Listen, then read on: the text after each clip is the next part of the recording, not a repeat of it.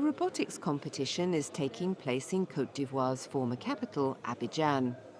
The event is designed to draw young people back into farming.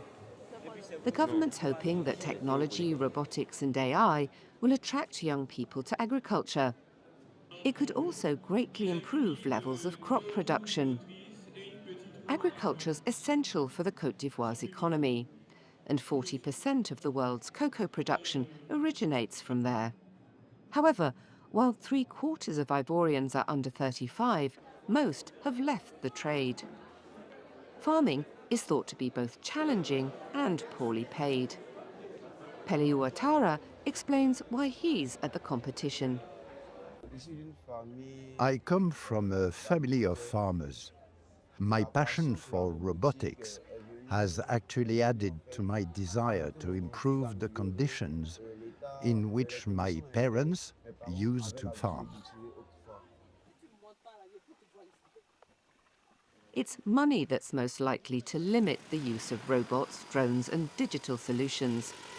A small drone for spraying fields with pesticides can cost more than $16,000, equal to 6 months' earnings for a small-scale agricultural business.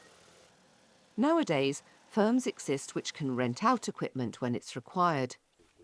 This man, who's farmed for most of his life, was amazed at the time it saved.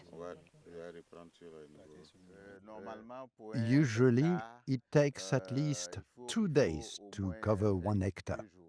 So with the drone, I see that we have sprayed 5 hectares. I don't know how long it took, but it was no more than 2 hours.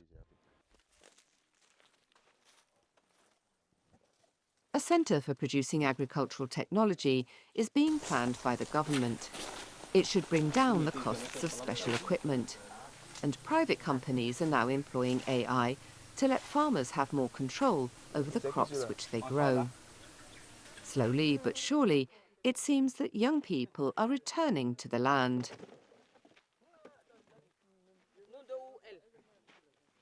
There are more and more young people returning to the land and who are interested, who come to us to request the drone for their fields because they've realized that the real treasure lies in the land.